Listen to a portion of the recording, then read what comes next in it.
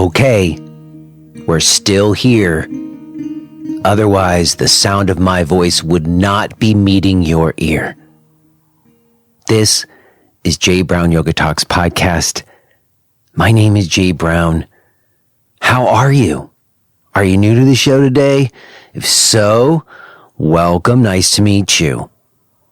Everyone else, thanks for being here again. What's going on? How was your week? I hate to say it, but not a lot of good news out there. Rough all around. A lot of people I know having a lot of difficulties.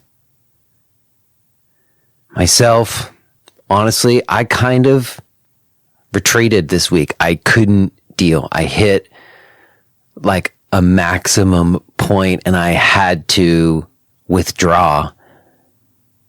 I think it was like about 2 days ago, where I was so overwhelmed. I mean, my two daughters went back to school and they had their first week and everything went fine. It was good. They had a week of school.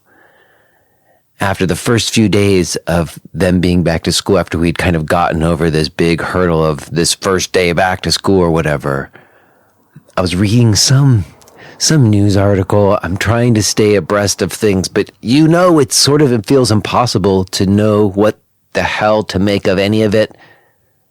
And I don't know. I didn't lose it, but I hit a moment and I turned to my wife and I said, I'm done. And I closed my laptop and I went into the backyard to finish the second coat of stain on the fence that I built. And I've just been out there for the last 2 days. After I finished staining the fence, I decided to move on to the gate. I'm feeling newly confident after I did the privacy divider myself from scratch. So I decided to put in new posts for the gate also, which meant having to dig out the old posts. So I've just been out there for days. Yesterday I was there for 7 hours, just busting ass, digging holes and pouring concrete and building gates. And I've got a stack of emails that I really should have already responded to that I'm just in denial about. I'm ignoring. I just can't. I had to shut off. I had to just go put my hands in dirt and not focus on any of it. There's only so much you can take in. There's only so much you can process at any one time, So I think it's okay to shut down when necessary for a time. We sure have a lot in front of us. Some have reached out to me because I live in Pennsylvania and there was the Hurricane Ida that hit the Northeast here. I'm fine. I'm glad to say I live in a place that's up on a big hill and we didn't get the worst of the storm. I know others saw it much worse than we did. The planet is certainly in a distressed state. I do think that there's something to individuals bringing themselves to an internal state that's not distressed. I do think of that as something that I can do. And maybe I'm fooling myself, I'm not stopping climate change or reversing draconian legislation because I'm able to accomplish an internal state of harmony or something, even though the world's falling apart. But I don't know, there's some paradox to it, right? And that is something that I talk about today with Lizzie Lasater. Lizzie's mom, Judith Hanson Lasater, has been on the show twice before. And Lizzie and I met a couple years ago. She dropped into my teacher's class. You'll hear we talk about it some. So I got a chance to meet her and interact with her some before this conversation. But I certainly haven't talked to her in a number of years. She's a new mom.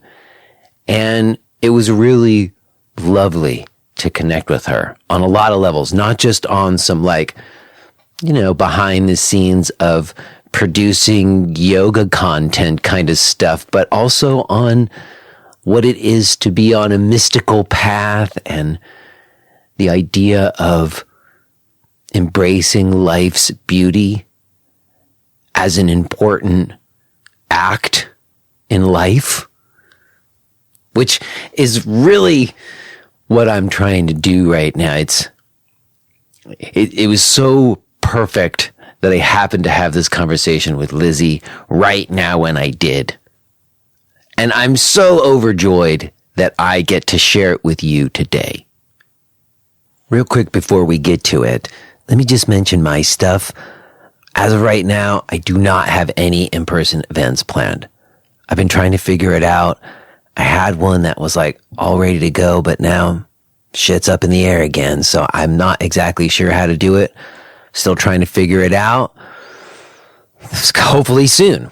In the meantime, I do have ongoing weekly live stream classes and group video calls that I do. I also have an online 12-hour workshop that you can do on demand. Got the archives of this show. I got my blog, or you can just shoot me a note. All of my stuff can be found at jbrownyoga.com. Okay, y'all. I think I'm going to leave it there. I would go outside to continue finishing the gate, but it is pretty gray and rainy outside, so I'm stuck in here with y'all. That's okay. I'm happy to be with y'all. And I will touch base with you on the other side, but I think it's time for us to get to this. Let's listen to this conversation that I had with Lizzie Lasater.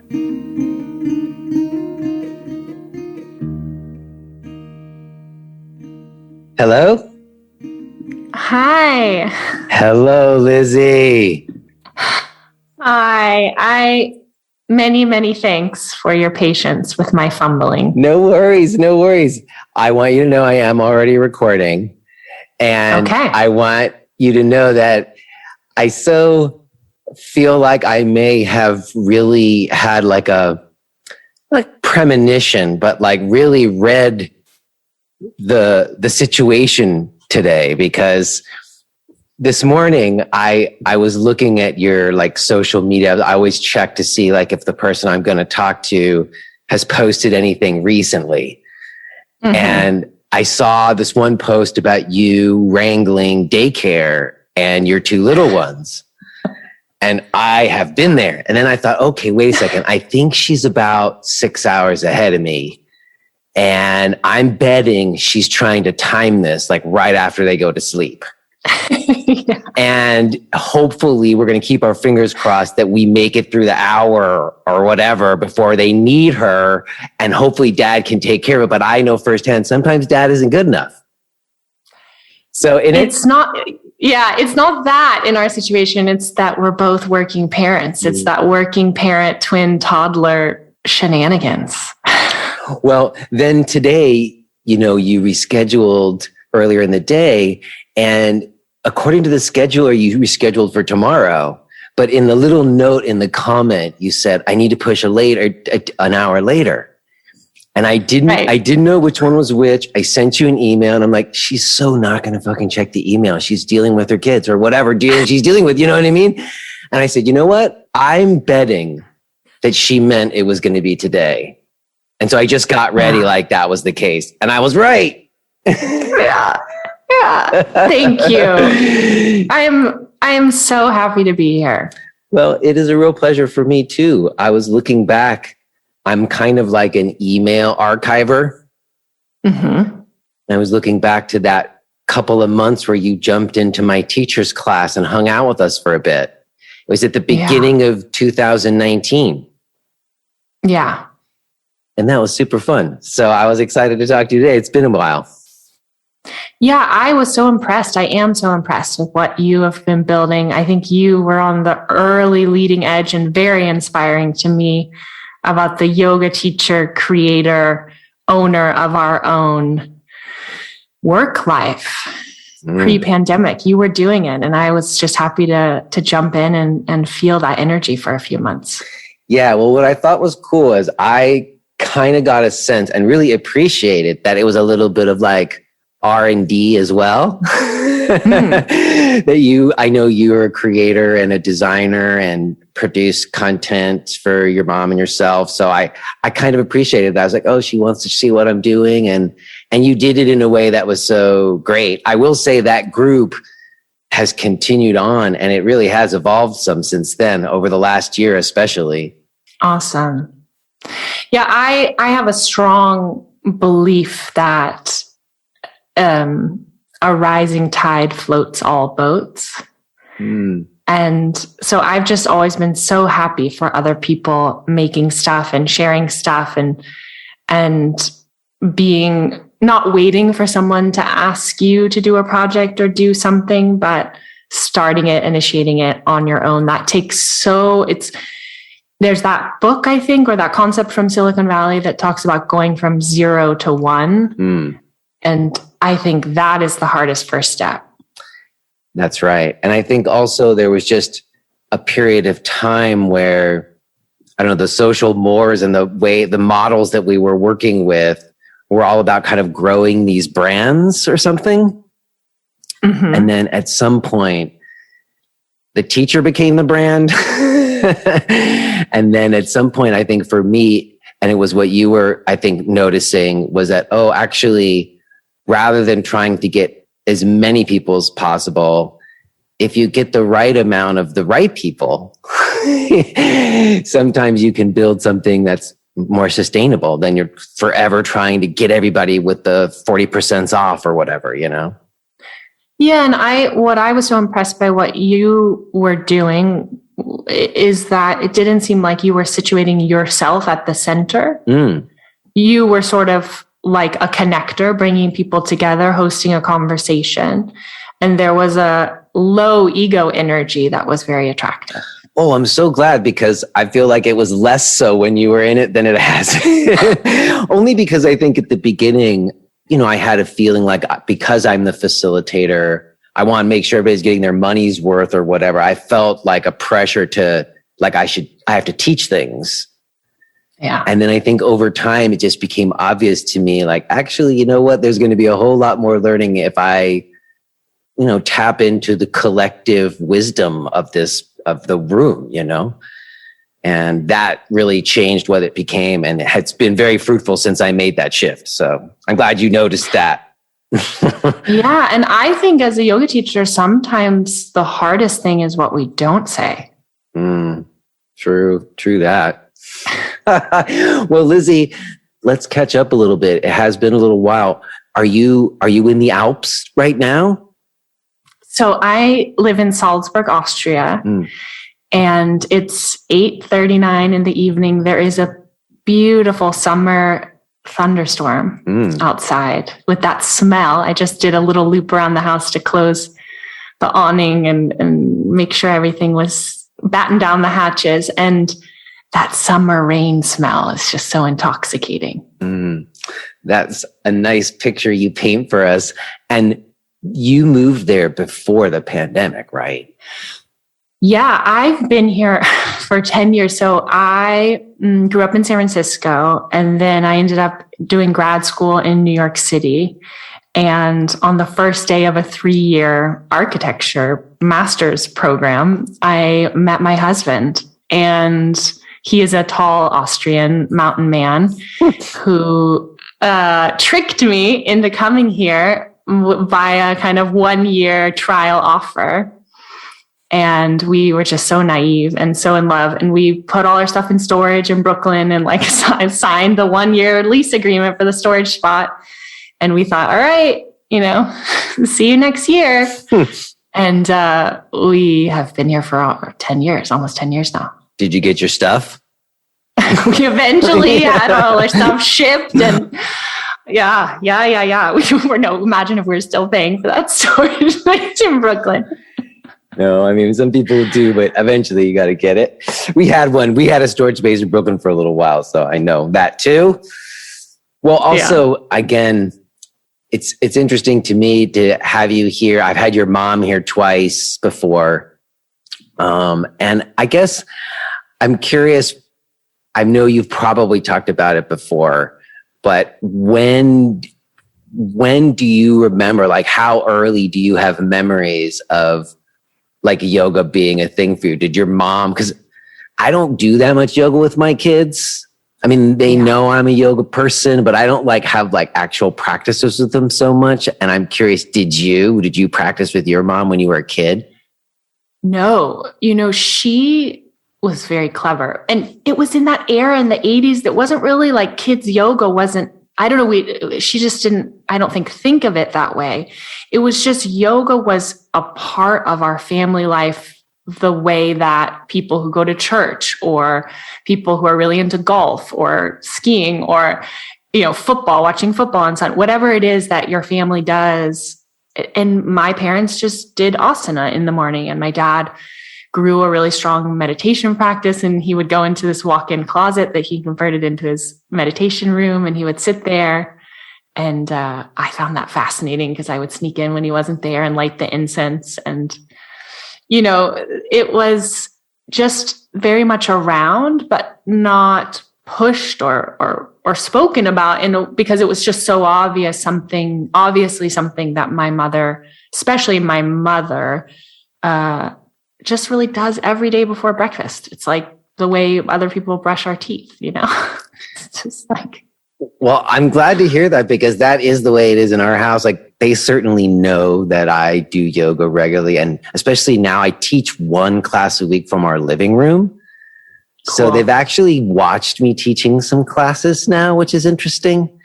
But I tried to get my older one to practice some with me because I thought it would help her, but she's not into it, and I'm not going to force her.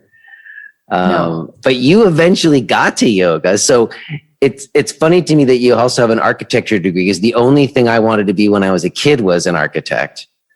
Yeah. But I didn't become an architect. I ended up going other directions. When did yoga become more of a thing for you after having not taken class with your mom when you were a kid? Well, I started to ease into taking she would take us on these great retreats in the summer. To the Feathered Pipe? To the Feathered Pipe. Yes, we've been there. I took my family there. It's a special place. I could understand why that would be the time. She's there now, actually. Yeah, I know. The first day she got there a week ago, I literally Googled flights to Helena from Munich, Germany. I was like, what? Can I just go? Could I just leave my husband and my kids and go for 5 days? Impossible. I just had this longing. I haven't been to the US since I was heavily pregnant in the summer of 2019, pre-pandemic. And I'm having this longing for a kind of a homecoming. And the Feather Pipe Ranch is such a home place for me. I went there almost every year of my childhood. And then as a teenager, it was kind of, we would get bored, and she would say, well, come to the active class in the morning. And we started, my older brothers and I would kind of breeze in and do, the rule was if you come, you have to stay and do Shavasana. And we would do it because there wasn't a television or the internet available. And then, but it's funny because 16, 17, 18 years old, I would never go to the afternoon restorative classes. It was so boring. See, there you go. But she would get you to come to some of the active. And it's interesting you point out there was no internet, because that's definitely something we have to compete with now that our parents didn't have to. Yeah, we were straight up bored, I think. And then, city kids stuck in the woods in Montana. And then when I went to undergrad, I went to UCLA, and my mom very cleverly, I said, I want to go check out some yoga classes. Maybe there's a cool yoga class I could take. And then she sent me to Mati Ezrati at Yoga Works, beloved teacher of my heart. And that became kind of my yoga adolescence. I could learn it from someone else. And the 4 years I was at undergrad, I went to Mati 3 to 5 times a week. Okay. And just fell in love with her. Like, we just had a soul connection. And I didn't even like Ashtanga yoga that much, if I'm even allowed to say it. Like, I was like, oh, this is ridiculous. Like, there's too many poses. Like, it's too much. I just need to do a few sun salutations. I'm fine. When I was in college, like, I would come in sometimes with a hangover from the frat party, like this kind of story. And she would just say, all right, do your practice. And then I was working on the primary series, and she would keep trying to give me new poses. And it was this very sort of type A room, lots of like, actresses and sort of high achieving LA people. And I was just this kind of like lazy college student in the back who was always like, no, Mati, I don't need any new poses. It's enough. Like, I'm fine. I'm just going to stop at Janu Shasana. It's enough. So you were already starting to slow down even at that early time comparatively, because that is interesting. You were there probably at like the peak of like Ashtanga coming into its own, Yeah, this was like 2001 to 5. Okay. That was a pretty thriving time for yoga works in LA at that time, right? Yeah. It was a golden past era that is now, and now, Mati has passed. I know, it's so sad. And it's really sad. Ugh. Well, in any case, you do your 4 years with Mati, and it's interesting that you didn't get like sucked in, I was resisting. Like, I didn't want to become a yoga teacher because I thought like my mom's a yoga teacher and I'll never be as good as her. And I want to do something totally different. And also I did have a sense, in that LA world back then, I just felt like I couldn't see a way for me to be a yoga teacher without it giving me an eating disorder. Like, it just felt like, I was studying art history, and I just felt like, I don't know if it's a good idea for me to make a job all about my body. And especially in that world at that time, it was just so, image driven. And, Catherine Budig was in my teacher. We did like a teacher training with Mati, and Catherine has written about this in that era. And it was just very intense, but I did a 200-hour training my last summer there, kind of as like I wanted to do it with Mati and Chuck. They said it was the last one they were ever doing. And so I thought, all right, it'll be fun to deepen my practice, but I definitely don't want to teach, is what I said. And then, I did it, and I loved the training. It was really fantastic. And then, so that was the summer before my senior year. And then my senior year, like, the way other kids sort of waitress in college, like, I just started teaching yoga because felt easy and fun. And I like got hired, because of my mom. Like, I got my first job was like, I emailed the yoga director at the UCLA gym, and she replied like, I love your mom, you're hired. It's like, this doesn't feel fair. Hey, it is what it is. I mean, you have to show up and then teach a good class or whatever, you got to walk it as well. Yeah. And my mom's, I love this quote from her. I called her once on the way to teach, and I was like, I can't remember the second yama. Like, tell me, or some kind of like 1-800 dial a yogi. And she was telling me something. And then I was like, she's like, what are you teaching? What's your plan? And, 90-minute class. And then I rattled off what my sequence was going to be. And she was like, well, at least your students are young. You probably can't kill them. Ooh, on the way to class though. That's hard. On the way to class. That doesn't fill you with a lot of confidence. That must have been kind of hard though. And kind of amazing that you could go to your mom for some like mentorship and some help, but also a little bit nervous. Like, I didn't have anybody like looking over or asking me what my sequences were. Maybe it would have been better if I did. No, I wasn't nervous at all. I mean, she's such a soft landing. I felt like, and I always had the feeling so strongly like, oh, I'll never be as good, so it doesn't matter. Like, I never had a competition feeling. I felt like I'm under this big umbrella. And then also, at that, like where I was teaching, none of my students who were also college students, they didn't know that my mom was writing books about yoga. In a sense, I felt really seen for who I was. And I, anyway, had the luxury of being like, oh, this isn't my real career. Right. Because like, I'm going to go to architecture school and become an architect. Right. Well, I'm interested in one thing that you said when you said that you had concerns about becoming a yoga teacher because you would have an eating disorder. Is that because and sure, of course, I grew up in Los Angeles, so that's there regardless of the yoga world. But is that the idea that there was like a very particular body image that you felt like you would have to fit into in order to be a yoga teacher? Yeah, I felt like people would look at me for how I looked, and that would always be the most important part. There would be so much pressure. I would put so much pressure on myself to look a certain way. And I just imagined it leading to a draining of the pleasure that I could take in food, which is like a huge part of life, you know? Mm-hmm. Well, when you started teaching, did you come up against that? I mean, your mom kind of goes against that stereotype just because she's so fantastic. She breaks that, doesn't she? Yeah, I mean, for me, what it was, and it was all going on in my mind. I don't really know what other people thought. And when I look back at photos, I'm like, oh, I look great. You know? What I was, but I think, part of it for me was like, I would have this experience where I would tell someone that I was teaching yoga, and then I would watch their eyes, like break eye contact, and then scan my body. And I would always just project into that space, like everything I thought, like, oh, I'm too fat to be a yoga teacher. Or they think I don't look like a yoga teacher. I don't have enough at XYZ to look like a yoga teacher. And you're supposed to have all the poses too. And you didn't care so much about having all the poses, you told us.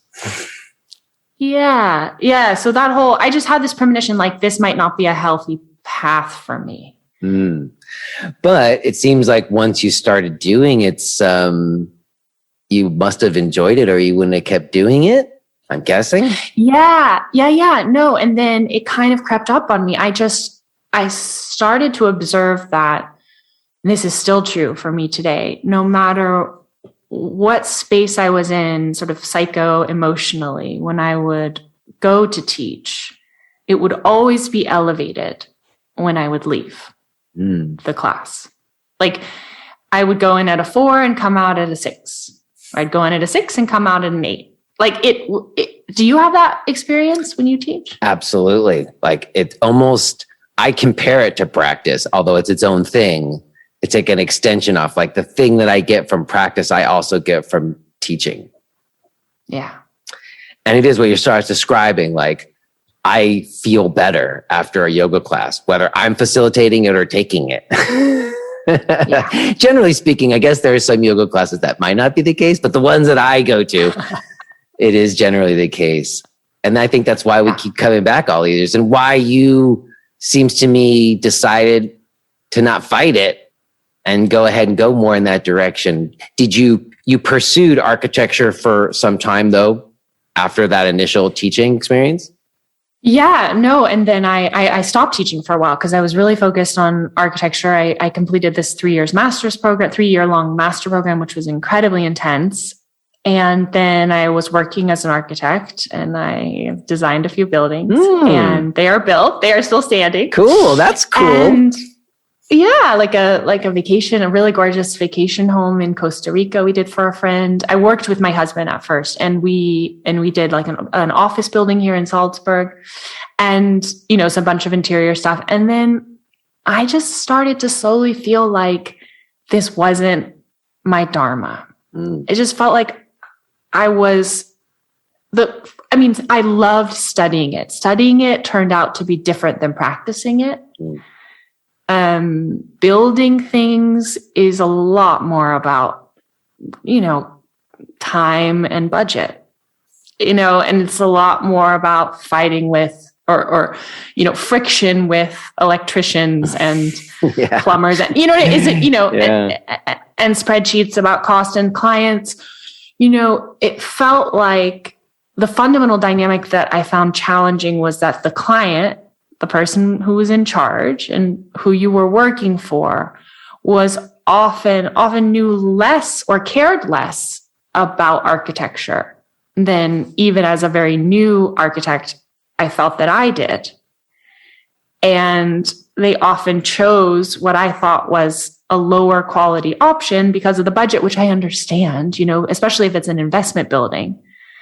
But it was just the death of a thousand cuts for me. It was very heartbreaking to see people make what I thought were bad decisions based on, real world concerns. And I was a very optimistic and sort of hopeful, especially also about sustainability and these things. It started to break my heart a little bit. And then the grueling nature of it. It's practicing architecture is, especially when you're the first couple decades, it's just a lot of computer, staring. It's a lot of long hours for pretty low pay. So but my husband does it and he's so brilliant at it and all those things, he's great at talking to electricians, and he's great. It's like, there's just so many of the parts of it that I would find draining, and they give him energy. Right. So well, he's got the calling, his dharma is to do that stuff. Exactly. He loves building. And I'm like, can't we just go back to grad school and talk about ideas? Make drawings of stuff that no one's ever going to build because it's just fantastical. Yeah. Well, I get it too. There's a process oriented, same thing. I had acting training in college and I loved rehearsals and I loved all the training, but the actuality of having to go on auditions and do the actual job of it and wait tables at the same time sucked. I didn't want to have anything to do with it. So exactly, you go in a direction where you feel like you can, find you more. And yoga is sort of designed for that anyways. And your mom, it made sense. So when did you start working with your mom, or how did that go? Did she invite you to co-teach with her, or how does that relationship evolve into a co-teaching kind of relationship? So I had always been practicing. My practice was a refuge for me throughout those years. And then I had this my mom's mom died, and I was probably 30. I don't know, 28. And I had this feeling of okay, mom's next. It was this first big sensation of oh, mom's going to die. And feeling that mourning. And so then I decided, okay, I want to take all of her big workshops, her Relax and Renew restorative training, level 1, level 2. I want to take her experiential anatomy training. I feel this is part of my inheritance.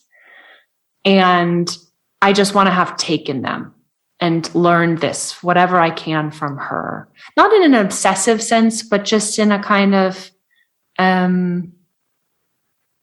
sober sense. And my sweet husband was very supportive. And my mom was, very supportive and very generous with airline miles to fly, this type of thing. So over about 2 years, we were living in Europe, and I was struggling a little bit, trying to figure out where I was going to fit and what I was going to do work-wise. And I would, thinking these were sort of vacations, would fly to the States for a week or two here and there to do these trainings and go to London. She's taught for Elizabeth Stanley at Yoga Campus for years, and I would go to London and meet her there and that kind of thing. And then my brilliant brother, who's very, entrepreneurial, and now he's in venture capital, he just had this he planted this seed in my mind, and he said, why don't you make stuff with mom? And you could be the producer, was the word he used, and she could be the talent. And then I just turned that over in my mind, and I was so used to, from architecture school, making stuff. I was so undaunted, because that's what we did for 3 years, was just the relentless pace of going from 0 to 1 and 0 to 1 and 0 to 1, all those studios making stuff. And so it just seemed like oh, yeah, I could just make an online course. Like, and so just sort of the next time I talked mom into it, and she was very, sort of like, okay, well, if you want to, but she didn't get it. She wasn't really, this was 7 years ago. I mean, she just was not. Yeah. Not everybody was doing online courses when you first started doing them with your mom. No. And so I decided to do the first one. We should do audio only, just for like ease of production. And then the next time I was in San Francisco, we just booked like 10 hours in a recording studio. And we went in there, and I remember we would go for short chunks. Maybe it was like, 2.5 hour chunks or something. And we would, in the first day, got south of Market, this kind of dodgy neighborhood, and we walked back out to our car carrying our yoga blankets. Like, we brought props so we could sit on the floor while we were recording. And we walked out, and we got in the car, and she turned to me and she said, "This was a good idea. Yes. Like, this is going to be good." And that's really sort of from there. I don't know how many we've made, maybe 10 courses now, from since then. And we've just had a lot. I've had a lot of fun doing it, and it's become I always say it's my full-time job, except for like, I don't work full-time because I have two and almost 2-year-old boys. So I work in the mornings when they're at daycare, and then, but this is my job. I know. And I think makes a lot of sense. And in a way, my initial thought when I asked the question was, oh, that could be kind of weird when your mom's your teacher and then you work together. But because you were playing like an important role, like your mom really needed someone to help produce that stuff for her. Yoga teachers I have a partner, a friend, Josh Citron, without which I wouldn't have done. We started this conversation and you said, oh, you're owning your own stuff and the creators doing that. I would not have done that if it wasn't for this one person who kind of helped facilitate that with me. And so you doing that for your mom and started making those recordings and started making stuff online early on at that kind of ground level time was pretty pivotal. And you were playing an important function, you weren't just like riding on her coattails. You were like making the course, Yeah. And she's been just so generous and so trusting. It's almost my favorite role that we have together. I love working with her. I mean, she still drives me crazy, like when she's my mom sometimes. You know what I mean? I'm just like, mom, like, stop. You tell me that every day. Like, stop telling me, like we have our normal mother-daughter dynamics. But when we talk about work, I love also she is her best self when she's her work self. She's so super clear. She's super open-hearted. She's super, wise.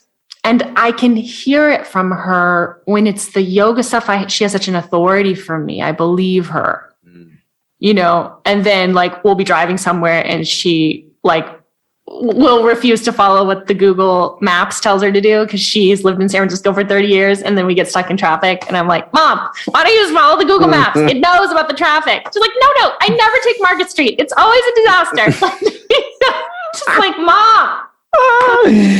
Yes. Well, I think that's amazing to hear you say that because it's so, I don't know, your mom is somebody for a lot of us, myself included, has been inspirational and she does have a deep wisdom in yoga. So to hear that was able to transcend whatever those mom and daughter dynamics are and you were able to like learn from her and then work with her. And I know you guys have worked on stuff together, like co-teaching, not just you doing the online stuff or whatever. Yeah. Yeah. And because she's a good businesswoman. She's really she has a lot of clarity and she's very easy to work with because it's kind of like we divide up the work and then she trusts me. Like, this is your part. You're doing this. I'm doing that. And I feel there's a space for me. And she's always encouraged me throughout my teaching to not to feel I have to agree with her at every turn. Nice. But it's a challenge because there's so much of her, like the hard disk of my brain is filled with so much mom that sometimes when I try to access it, when I'm teaching, when you teach you say things you hadn't planned or you don't know what's coming out. And then, suddenly you're saying something. And I mean, I'm sure you've had that feeling it's like one of your teachers kind of coming out. Yeah. You can hear your teacher's voice coming out of your mouth sometimes. Yes. And there's different teachers. Sure. Exactly. And so there's so much of her that I am in the process of uncovering, and becoming a mom has given me. If you are hearing this message, then you're listening to the free version of J. Brown Yoga Talks. To hear the rest of our conversation, please subscribe to Podcast Premium at jbrownyoga.com/premium.